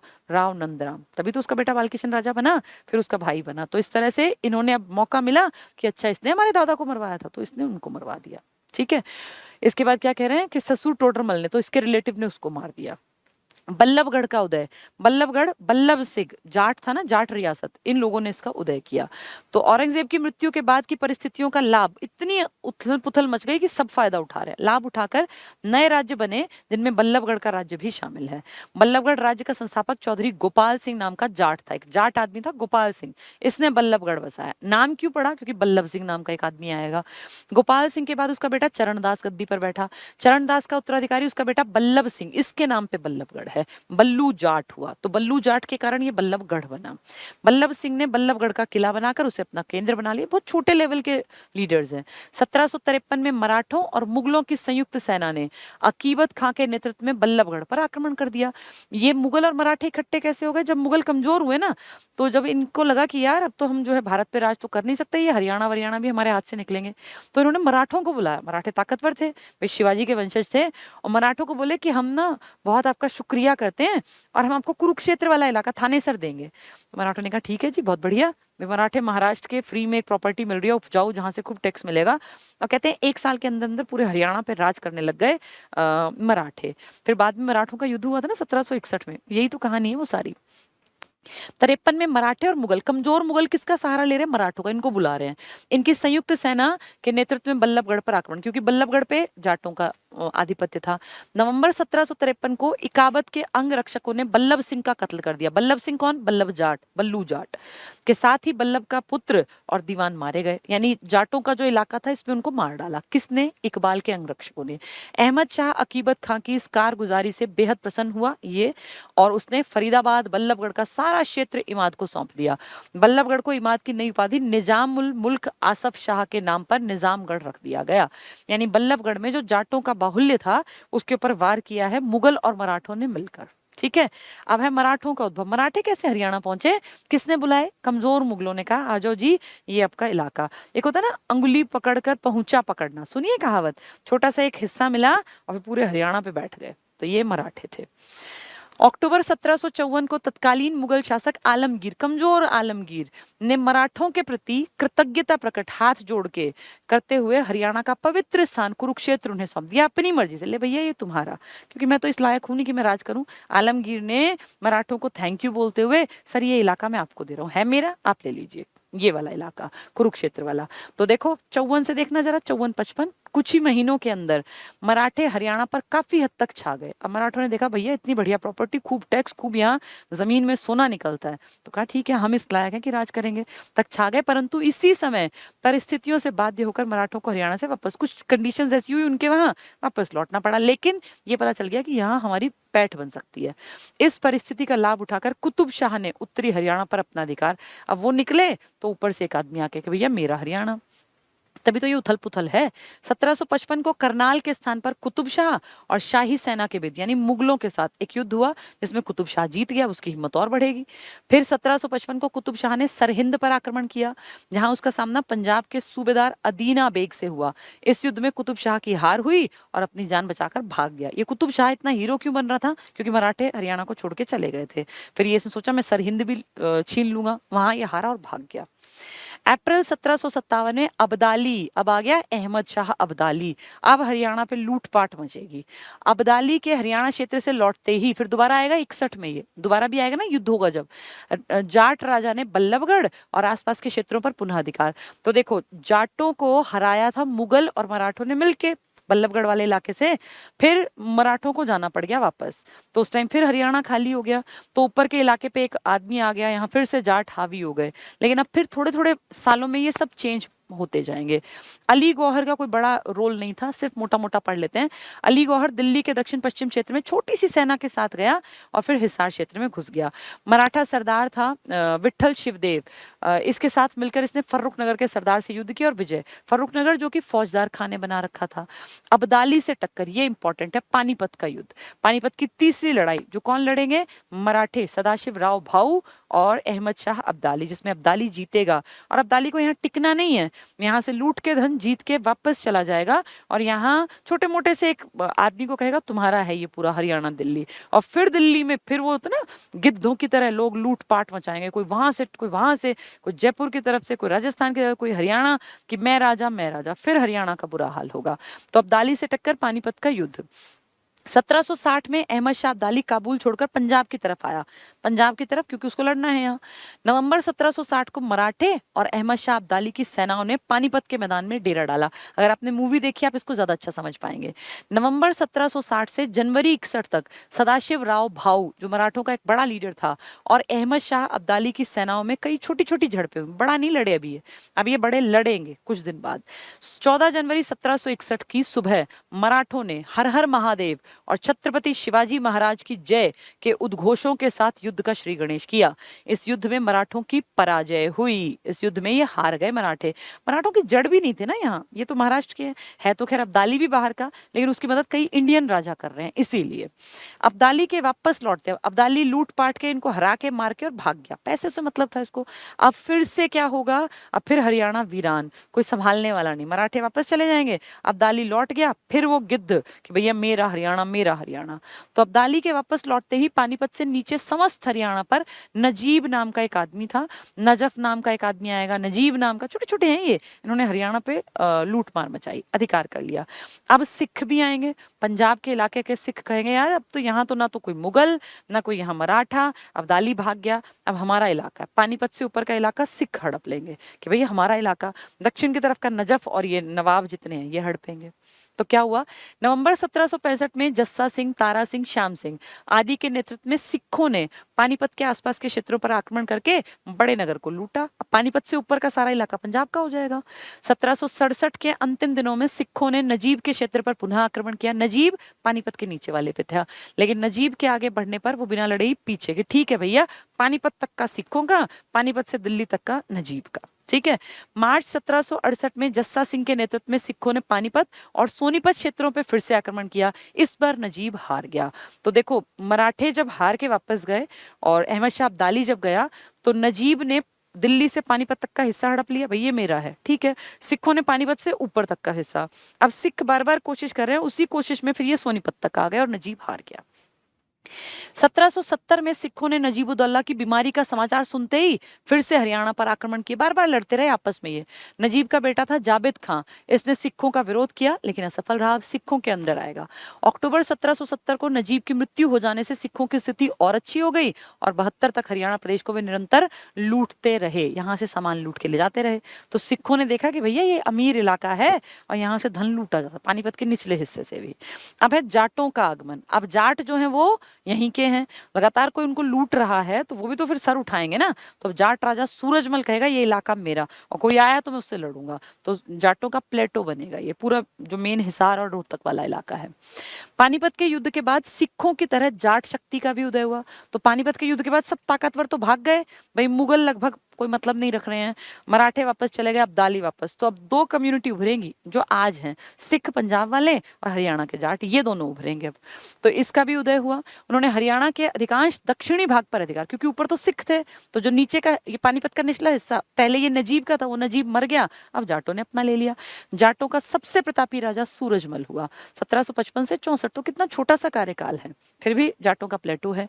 तो सूरजमल हुआ, ये पानीपत की लड़ाई में सूरजमल का कैरेक्टर जो है कुछ लोगों ने गलत दिखाया था मूवी में, तभी लोगों ने चलने नहीं दी। पानीपत के युद्ध के 3 महीने बाद ही सूरजमल ने हरियाणा को अपने अधीन करने का प्रयास किया और उसने बड़ी सुगमता से मेवात, झज्जर और रोहतक के काफी बड़े क्षेत्र पर जाट राज्य का विस्तार कर दिया। तो सोचो पानीपत के ऊपर तो सिख थे, नीचे का हिस्सा दक्षिण का हिस्सा जाटों ने ले लिया पूरा। भाई हम यहाँ के राजा इसलिए बन गए क्योंकि हमारा ही तो बाहुल्य था, तो इस टेरिटरी का मालिक हम खुद ही बन गए जब कोई हमारे आसपास नहीं था। सूरजमल ने हरियाणा का ये राज्य अपने लंगड़े पुत्र जवाहर सिंह को सौंप दिया। अब ये जवाहर सिंह ही तो शीतला माता का मंदिर बनवाएगा। ये जवाहर सिंह कौन है? शीतला माता का मंदिर। तो देख लो शीतला माता का मंदिर, मेवात तब गुड़गांव का इलाका एक ही तो था, मेवात की ही सरकार में गुड़गांव भी आता था। तो ये इसी कारण से जवाहर सिंह ने शीतला माता का मंदिर बनवाया था। जवाहर सिंह ने दिसंबर 63 में फर्रुख नगर जो कि फौजदार खान है तो मुस्लिम वाले इलाके में, फर्रुख नगर पर पुनः चढ़ाई की और सूरजमल की सहायता से, अपने पिताजी की सहायता से 63 को किला जीत लिया। तो फर्रुख नगर यानी गुड़गांव का इलाका। दिसंबर 1764 को हिंडन नदी जो कि यूपी में बहती है के पास से गुजरते वक्त किसी ने सूरजमल की हत्या कर दी और इसके साथ जाट राज्य का सूर्यास्त हो गया। तो जाटों में 2 ही बड़े नाम हैं, एक सूरजमल और एक जवाहर सिंह। सूरजमल ने अपने बेटे को रियासत दी थी, ये साउथ की सारी रियासत, और इसने ही वो मंदिर बनवाया शीतला माता का। बाद बाद में किसी ने जाट राजा सूरजमल का मर्डर कर दिया हिंडन नदी के पास से गुजरते वक्त। ठीक है, अब नजीब का आक्रमण। अब नजीब जो आप पढ़ चुके वही नजीब है ये। सूरजमल की मृत्यु के पश्चात 63 में नजीब का पहला आक्रमण सोनीपत पर हुआ। अब नजीब क्या सोच रहा है कि जाटों के इस इलाके को मैं ऐंठ लूं। भाई सब अपना अपना टाइम देखते हैं ना, अब वो मर गया सूरजमल तो जाटों की रियासत खाली है, अब इसको मैं लूट लेता हूँ, तो सोनीपत पे अटैक कर दिया। नजीब ने दिल्ली से लगभग 16 मील की दूरी पर स्थित बवाना, ये बवाना है ना नरेला के पास, बुवाना बवाना एक ही है, नामक गांव को शुरुआती मुकाबले के लिए चुना। तो बोला अब जाटों का राजा मर गया, अब मैं यहाँ का लीडर, तो लड़ लो जिसको लड़ना है। बवाना में हुए नरसंहार से उत्तरी हरियाणा में आतंक फैल गया और उस मार काट में फिर हरियाणा के लोग थोड़ा सा एक डर का माहौल किया, पता नहीं कैसा राजा बनेगा, क्या करेगा। अक्टूबर 65 को बवाना के बाद नजीब पश्चिमी हरियाणा में प्रवेश किया, एक डर बैठा के फिर पश्चिमी हरियाणा, पश्चिम मतलब झज्जर साइड वाला इलाका। नजीब ने हिसार में अपने पुत्र जाबिद खां को अपना उत्तराधिकारी घोषित कर दिया। हिसार तो बड़ी रियासत थी और हरियाणा का सारा प्रदेश उसे सौंप दिया। समझे, जाटों के राजा के मरने के बाद नजीब ने पहले बवाना में लड़ा, नरसंहार लोगों को मारा जिसने विरोध किया, फिर हिसार, तो ये पूरा हरियाणा का निचली बेल्ट अब किसके पास है, नजीब के बेटे जाबिद खां के पास। ये छोटे छोटे राजा हैं। अक्टूबर 1770 को नजीबाबाद में नजीब की मृत्यु, ये भी मर गया, जैसे सूरजमल मर गए ना ऐसे ये भी मर गया। अब 1770 से 1803 का काल, अब ये बड़े बड़े कई मर गए, ना जाटों का कोई बड़ा आदमी बचा है, ना ही नजीब, ना उसका ज्यादा कोई बड़ा काम धाम। तो अब क्या हुआ, अक्टूबर 73 को बरसाना नामक स्थान पर नजफ, अब नजफगढ़ जो शहर है वो इसी के नाम का बसा हुआ, ये दिल्ली हरियाणा पे राज करेगा, और नवल सिंह के बीच युद्ध हुआ जिसमें नवल सिंह की पराजय हुई, नजफ जीत गया। मिर्जा नजफ मुस्लिम है, ने अपने अधिकार क्षेत्र में आए दक्षिणी हरियाणा, ये सोनीपत वगैरह सब दिल्ली तक के इसके हो गए, की व्यवस्था के लिए मिर्जा नजफ कुली खां को नियुक्त किया। 1779 के अंत में नजफ कुली ने दिल्ली से कानौड़ के शासक बलवंत सिंह के विरुद्ध कूच किया। कानौड़ मतलब आपका ये क्या बोलते हैं इसको, महेंद्रगढ़। मिर्जा नजफ ने उत्तरी हरियाणा को अपने अधीन करने के लिए जाबिद खां उसका बेटा जो भी आप पढ़ रहे थे, और शफी को तैनात किया। 1781 में गजपत की सहायता से सिखों और मिर्जा नजफ के बीच एक संधि हो गई। तो सिखों जो कि पानीपत के ऊपर वाले थे और नजफ जो कि सोनीपत और ये दिल्ली तक के एरिया का मालिक था, इनके बीच संधि हुई। संधि के अनुसार सिखों को अंबाला, कुरुक्षेत्र और करनाल का स्वामी मान लिया, भाई तुम हो ऊपर वाले, लड़ना नहीं है, और सिख इसके बदले में शाही सेना में भर्ती होंगे और कठिनाई के समय शाही सेना की सहायता करेंगे। सिख मुगल क्षेत्रों पर आक्रमण नहीं करेंगे। तो मुगलों ने कह दिया भाई तुम हमारे ऊपर अटैक मत करना, इससे ऊपर का इलाका तुम्हारा, ठीक है। इसके बदले में शाही सेना, शाही मतलब मुगलों की सेना की सहायता करेंगे। सिख मुगल क्षेत्र पर आक्रमण नहीं करेंगे, इसके बदले में उन्हें पानीपत से दिल्ली तक के प्रदेश से राखी वसूल करने का अधिकार दे दिया गया। भाई कुछ एरिया का टैक्स तुम ले लोगे, बाकी हमारे साथ मदद करना हमारी, ठीक है। अब 1782 को मिर्जा नजफ खां की मृत्यु हो गई, तो जो नजफ था वो भी मर गया। अब ये सारे धीरे धीरे सारे, नजफ भी गया, नजीब भी गया, जामिल भी गया, सब चले गए। महादजी सिंधिया, अब फिर से हरियाणा खाली, अब फिर मराठे आएंगे, और मराठे जब यहाँ आएंगे तो अंग्रेज भी एक्टिव हैं इस टाइम पर, 1700 के आसपास अंग्रेज भी तो एक्टिव हैं। अंग्रेज मराठों को हरा देंगे आंग्ल मराठा युद्ध में, और फिर उनसे साइन करवाएंगे और लिखवाएंगे सुरजी अर्जन गांव में कि तुम्हारी जो प्रॉपर्टी हरियाणा की है ना, अब के बाद वो अंग्रेजों की प्रॉपर्टी है। वही है ये महादजी सिंधिया। 1789 के अंत में महादजी ने जनरल अंबाजी इंगले को अंबाला, करनाल और जींद में सिख सरदारों पर आक्रमण के लिए भेज दिया, जाओ भाई सिखों को आक्रमण करो, क्योंकि सिख ऊपर के हिस्से में थे। नवंबर 1789 में सिंधिया ने होलकर से एक समझौता किया और उसे मेवात और पानीपत का अधिकार सौंप दिया। 1794 में महादजी सिंधिया, बहुत इंपॉर्टेंट, इनका डेथ हो गई और उनका उत्तराधिकारी भतीजा दौलत राव सिंधिया, इसने संधि की थी, दौलत राव ने, सुरजी अंजन गांव की संधि। 1803, वही जो मैंने आपको कई दिन से पहले पढ़ाया था, 1803 में दौलत राव सिंधिया ने आंग्ल मराठा युद्ध में हारने के बाद सुरजी अर्जन गांव की संधि के अनुसार हरियाणा अंग्रेजों को सौंप दिया। तो मराठों के पास देखा कैसे आया हरियाणा, क्योंकि जाटों का राजा मर गया, नजीब मर गया, कोई था ही नहीं ताकतवर, सिख ऊपर बैठे रहे, तो फिर उन्होंने अपना आदमी भेजा और फिर वहां पे उन्होंने काम धाम शुरू किया। लेकिन फिर जब अंग्रेजों ने उनको हराया तो अंग्रेजों ने साइन करवाया कि अब के बाद सुरजी अंजन गांव में कि अब के बाद हरियाणा हमारा, और फिर हरियाणा उनको मिल गया 1803 के बाद।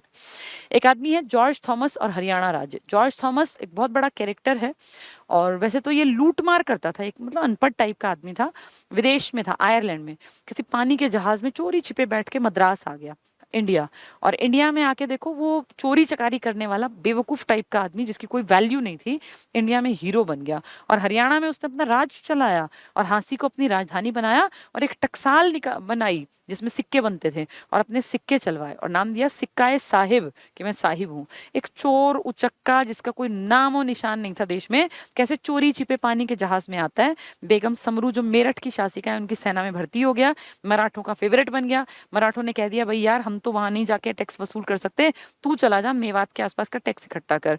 टैक्स इकट्ठे करते करते पैसे इकट्ठे होते रहे, धीरे धीरे हिम्मत बढ़ती रही, 1200 गांव अपने कब्जे में कर लिए, और फिर हांसी में अपनी राजधानी बना के बोला मैं यहाँ का राजा हूँ। और फिर कई साल इसने राज किया। वो तो इसकी लड़ाई हुई फिर फ्रांसीसियों के साथ, क्योंकि उस टाइम इंडिया पर फ्रांसीसी, अंग्रेज, ये पुर्तगाली सब लड़ रहे थे। फ्रांसीसियों का पैरो एक आदमी था, उसने इसको हराया और फिर उसको पकड़ के बंगाल भेज दिया। वहीं अगले साल इसकी डेथ हो गई। तो कैसे एक विदेशी जिसका कोई अता पता नहीं था, वो कैसे यहाँ राजा बन के बैठ गया। और आज तक उसकी कोठी है जहाज कोठी, ये जॉर्ज इसकी कोठी है। लोगों को बोलना नहीं आता तो जॉर्ज को लोग जहाज बोलते थे। जॉर्ज थॉमस और हरियाणा, आयरलैंड का निवासी था जॉर्ज थॉमस, हरियाणा में जहाज साहिब के नाम से जाना जाता है। 1787 में मेरठ की शासिका बेगम समरू की सेना में भर्ती हुआ और बेगम की बेटी से विवाह कर लिया। कितना चालाक आदमी था। 1793 में जॉर्ज थॉमस ने मराठा सिंधिया सूबेदार अप्पा खांडेराव के अधीन नौकरी करने लगा। पहले उनकी बेटी से शादी, फिर मराठों के अंडर काम करने लगा। उसे मेवात के प्रांत की व्यवस्था करने की जिम्मेदारी, भाई जा तू मेवात संभाल ले। एक सेना की स्थापना की और मेवात के विद्रोही किसानों ने बलपूर्वक भूमि कर किसानों से इसने टैक्स वसूला। जॉर्ज थॉमस को अपनी सेना का वेतन देने के लिए बेगम समरू की जागीर गुड़गांव और बादशाहपुर के गांवों को और बहादुरगढ़ और झज्जर को भी लूटा। तो इसकी हिम्मत बढ़ गई। मेवात में भेजा था उन्होंने, फिर धीरे धीरे इसने आसपास के गांवों को लूटना शुरू किया। 1200 गांव इसने अपने अंडर ले लिए। थॉमस ने मेवात के फिसादी कृषकों से बलपूर्वक भूमि पर वसूल किया, भूमि कर होना चाहिए। 1794 में जॉर्ज थॉमस ने बहादुरगढ़ झज्जर लूटे, क्योंकि पैसा था यहाँ। थॉमस ने रेवाड़ी, दिल्ली, करनाल के जिलों के पश्चिमी और पटियाला के दक्षिण के प्रदेश को अपनी रियासत बना लिया, ये सारा इलाका मध्य का, और हांसी के दुर्ग को अपनी राजधानी बनाया। तो कौन सी राजधानी बना के, एक आदमी जिसको कोई जानता पहचानता नहीं, चोर था, आके यहाँ पहले बेगम समरू मेरठ की शासिका की सेना में भर्ती हुआ, उनकी बेटी से शादी की, फिर मराठों का यहाँ चलता था सिक्का, तो मराठों की सेना में भर्ती हो गया। मराठों ने कहा जा भैया तू अच्छा समझदार आदमी है, मेवात के लोगों से टैक्स वसूल कर। मेवात आया और फिर देखा अच्छा कैसे काम बढ़ा सकता हूँ, यहीं के इलाकों को लूटने लग गया, अपनी पर्सनल सेना बना ली, टेरिटरी बढ़ाते बढ़ाते बढ़ाते हांसी के दुर्ग में बोला मेरा ही एरिया है ये, और फिर वहां का राजा बन के बैठ गया। ठीक है, तो थॉमस ने रेवाड़ी, दिल्ली, करनाल के जिलों के पश्चिमी और पटियाला, सोचो कहाँ का हिस्सा, इसका पंजाब का, दक्षिणी प्रदेश को रियासत बना लिया। हांसी के दुर्ग को अपनी राजधानी बनाया। ये तो बहुत पहले का बना हुआ दुर्ग है ना। हांसी का दुर्ग तो कभी चौहानों के टाइम में, पृथ्वीराज चौहान के टाइम में बना हुआ था। बनी बनाई प्रॉपर्टी में बैठ गया जाके। थॉमस ने हांसी में एक टकसाल, टकसाल जिसमें सिक्के बनते हैं, अपना सिक्का चलाएगा भी है, टकसाल हांसी, क्योंकि राजधानी हांसी थी, स्थापित की, जहां उसके नाम के सिक्के ढलते थे। तो सोचो एक आयरलैंड के चोर उचक्के आदमी का सिक्का हांसी में राजधानी बना के, और सोचो कैसा जीवन जी रहा है, सोचता होगा अच्छा एरिया है कि मैं भी राजा बन गया। तो यहाँ टकसाल बना ली अपनी राजधानी में। थॉमस द्वारा जारी सिक्कों को सिक्काए साहिब, अब हम क्या बोलते हैं इसको, जहाज साहिब। हमें तो जॉर्ज बोलना नहीं आता, हमारे भाई पूर्वज ही तो थे, तो जहाज साहिब, चोर आदमी यहाँ साहिब बन गया, तो सिक्काए साहिब इसका सिक्का कहा जाता था। 1798 में थॉमस ने जींद के राजा भाग सिंह पर आक्रमण कर जींद पर अपना अधिकार कर लिया। हिम्मत देखो, यहाँ के राजाओं को भी हरा रहा है। पटियाला के राजा साहिब सिंह की बहन बीबी साहिब कौर ने जींद पर आक्रमण कर दिया। इसके परिणाम स्वरूप थॉमस को जींद से हटना पड़ा। पटियाला के जो राजा थे उनकी बहन ने अटैक कर दिया सेना लेके, फिर जींद छोड़ा, तो जींद को भी इसने हड़प लिया था। जनवरी 1800 में थॉमस ने पटियाला पर वापस पटियाला पे आक्रमण करके लूटपाट की। इसके बाद सिरसा पर आक्रमण किया, जिसमें थॉमस विजयी हुआ। नारनौंद का युद्ध, ये इंपॉर्टेंट है। 1799 में सिखों और हांसी के शासक जॉर्ज थॉमस के बीच, हांसी और जींद के बीच में स्थित नारनौंद गांव के निकट इसका युद्ध हुआ। तो नारनौंद का युद्ध किस किस के बीच है, इसके हांसी का जो राजा था जॉर्ज थॉमस और सिखों के बीच है। हरियाणा में भूमि बंदोबस्त और भूमि कर का इतिहास। भूमि बंदोबस्त मैंने क्या बताया, बासानी, कौन सी भूमि, बारिश पर निर्भर, कोई टैक्स नहीं लगता, टोडरमल की व्यवस्था थी, ये वही चीजें हैं। हरियाणा में खेती के रकबे और उसके राजस्व तय करने की सबसे पहली शुरुआत अकबर के काल में राजा टोडरमल ने दहशाला टैक्सेशन सिस्टम पद्धति द्वारा की गई। ये इंपॉर्टेंट है। वर्षा आधारित खेती वाली जमीन को बारानी या सिंचाई वाली जमीन को चाही, इससे पैसा निकालते थे, कुओं से सिंचित, इसको कहा जाता था। अंग्रेजी शासन के अधीन किसानों से उपज का 1/6 भाग भूमि कर के रूप में, जबकि देशी रियासतों के अधीन किसानों से नवाब 1/4 भाग भूमि कर के रूप में इनसे ऐंठते थे। ठीक है। अंग्रेज शासित इलाकों में अनावृष्टि, अगर बारिश नहीं हुई या अकाल पड़ गया तो भूमिकर को माफ भी कर देते थे, कभी कभी कुछ या संपूर्ण भूमिकर भी माफ कर देते थे। हरियाणा भारत का पहला राज्य है जहां बारानी वर्षा पर आधारित खेती के लिए किसी प्रकार का टैक्स नहीं लिया गया। ये सब मैंने पढ़ा दिया पहले। नहर सिंचित क्षेत्रों में किसानों से प्रत्येक 6 महीने बाद भूमिकर लिया जाता था, चाही बोलते थे ना इस कर को। अन्य महत्वपूर्ण तथ्य, सतनामियों का विद्रोह। सतनामी मैंने क्या बताया, औरंगजेब 5000 सतनामी मरवा दिए थे औरंगजेब ने, सतनामी नारनौल के पास। ये विद्रोह मुगल बादशाह औरंगजेब के समय नारनौल में 1672 में हुआ, बहुत इंपॉर्टेंट। जाटों ने भी साथ दिया था लेकिन फिर भी मारे गए थे। 1669 में औरंगजेब के खिलाफ जाटों का विद्रोह भी हुआ। जाटों का सूरजमल प्लेटो था। सतनामी पंच के शासक वीरभान, तो सतनामी विद्रोह में 5000 आदमी मारे गए, जिनका लीडर था वीरभान। नारनौल था जिन्होंने इसकी स्थापना की थी। तो सतनामी जो है ना विद्रोह, बहुत बड़ा विद्रोह है। नारनौल में इनका लीडर था वीरभान। जाटों का विद्रोह, 2 आदमी थे, चूड़ामन और उनका भतीजा। ये भी जाटों, एक तो जाट पुराने वाले पढ़ रहे थे हम, अब चूड़ामन और उनका भतीजा। 1680 में राजा राम और उनका भतीजे चूड़ामन भतीजे थे राजा राम के नेतृत्व में जाटों ने औरंगजेब के शासन के खिलाफ विद्रोह किया। विद्रोह का मुख्य केंद्र सौंधी और सरसरी था। ये सिंसरी भी लिखा होता है, राजस्थान का इलाका। उनके नेतृत्व में जाटों ने दिल्ली और आगरा के बीच पलवल, मेवात आदि क्षेत्रों पर अधिकार, लेकिन बहुत छोटा अधिकार था। तिलपत का पहला युद्ध हुआ। ये युद्ध गोकुला लिखा है ना, गोकुल जाट था ये, गोकुल जाट और औरंगजेब के बीच हुआ। गोकुल जाट हार गया। तो तिलपत का युद्ध पूछ लेंगे तो औरंगजेब और गोकुल जाट, गोकुल इसमें हार गया, ठीक है, लोकल लीडर था। तिलपत का दूसरा युद्ध नजीबुद्दौला जो हम पढ़ रहे थे लड़ता था, और जाट राजा जवाहर सिंह जो हमने पढ़ा सूरजमल का बेटा, इनमें हुआ। निजामुद्दौला की हार हुई। नजीबुद्दौला तो ये अभी पढ़ के आए आप ये सब। मराठे भी आपने पढ़ लिए, आप इसको समझ पाएंगे। 1756-57 तक हरियाणा पर मराठों का अधिकार हो गया। ये किसने बुलाए थे, आलमगीर ने। कमजोर था कि लीजिए भाई साहब ये थानेसर आपका, 1 साल के अंदर सारा हरियाणा इनका।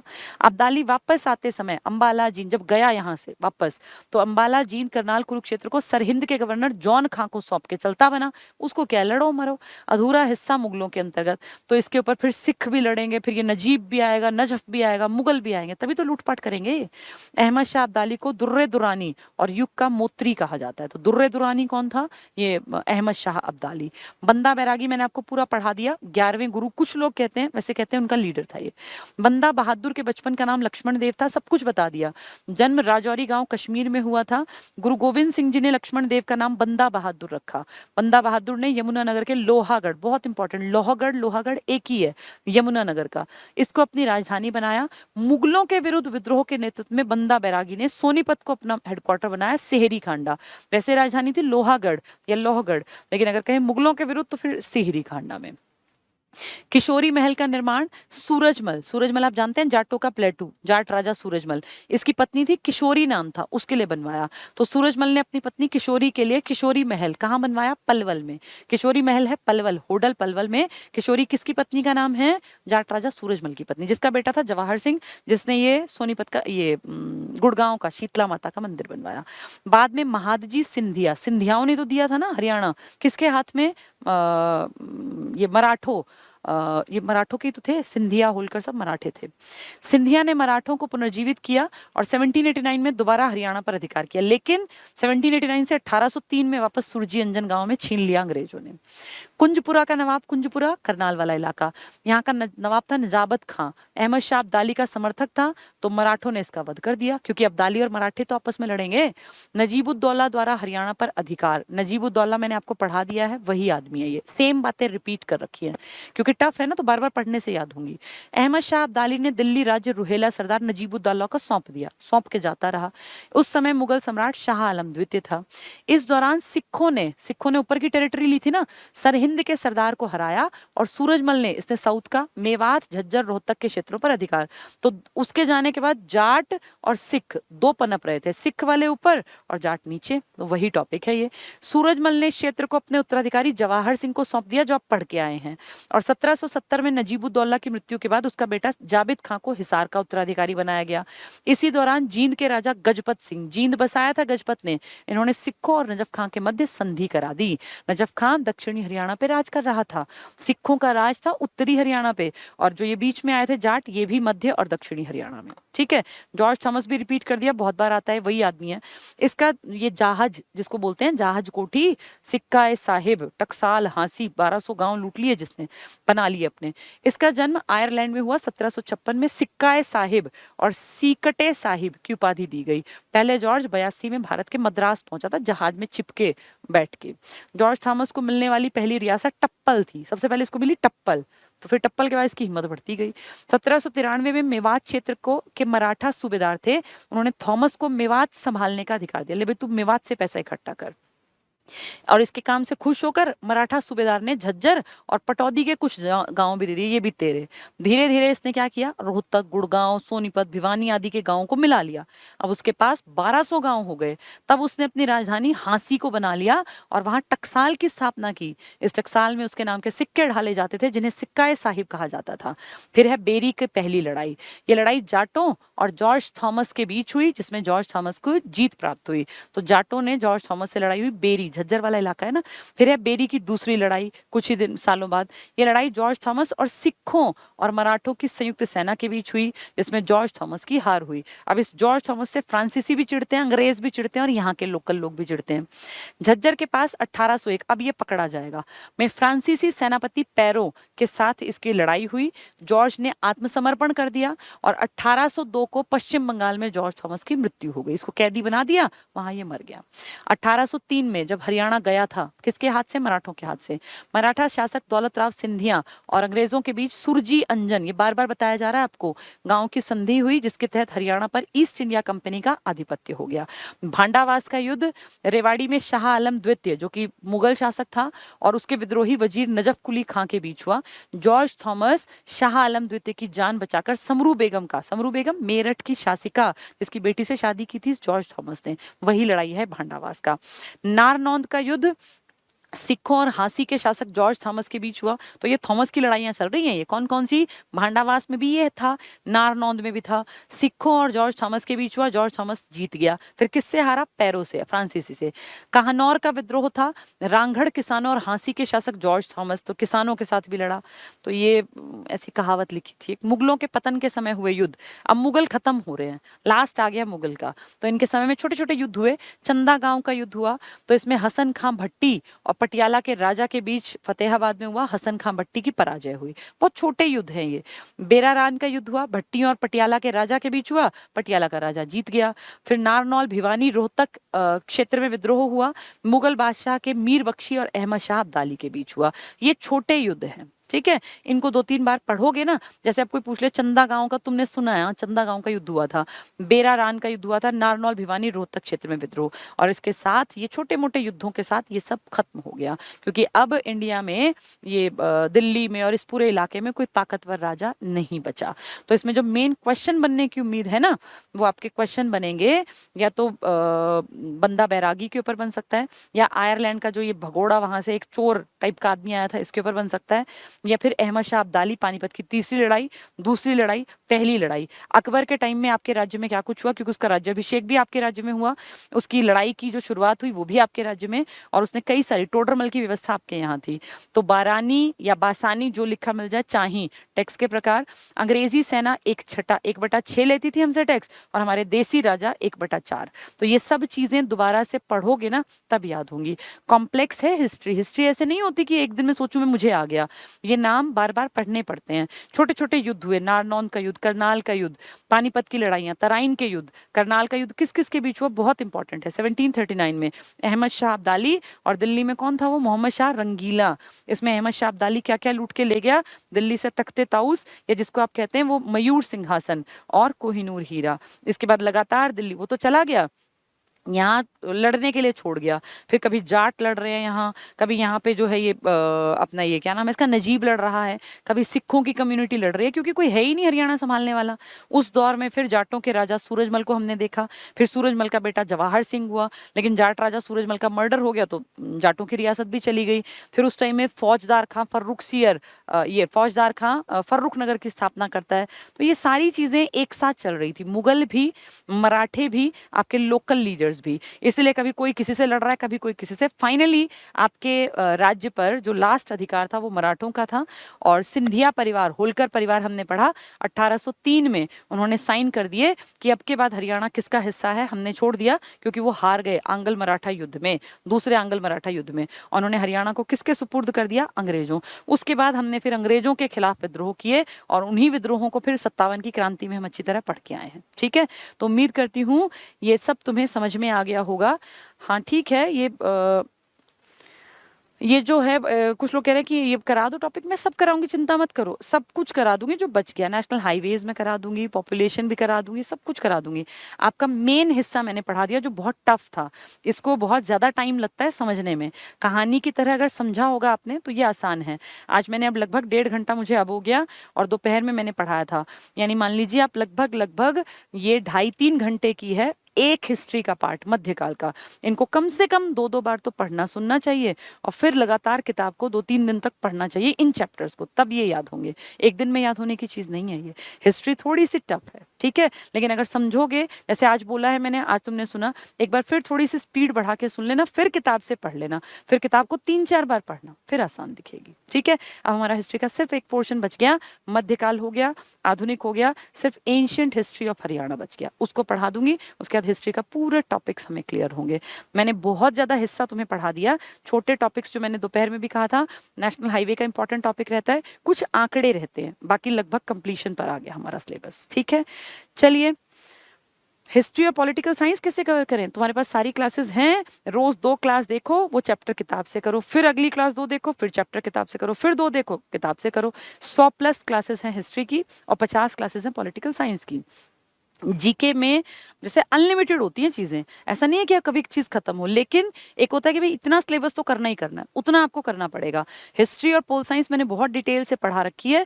ऐप पे जो लोग हैं 2-2 के रोज का टारगेट बना लो, मार्च तक सिलेबस पूरा कर लेना चाहिए जो हरियाणा वाले स्टूडेंट्स हैं, क्योंकि मार्च में आपके एग्जाम्स 100% होने की उम्मीद है। मई में आपका ना HBSC के पेपर हैं, CBSE के और HBSC के, इसलिए आपका मई में तो एग्जाम उससे पहले पहले लेके दूर करेंगे। और अब हरियाणा सरकार पेपर ले भी रही है, तो आपका मार्च में एग्जाम हो तो आप ये मान के चलो आपके हाथ में 2-2.25 महीने हैं। रोज का टारगेट बनाओ, 2-2 क्लासेस देखने का, और फिर उनको कवर करने का, रोज 2 क्लासेस।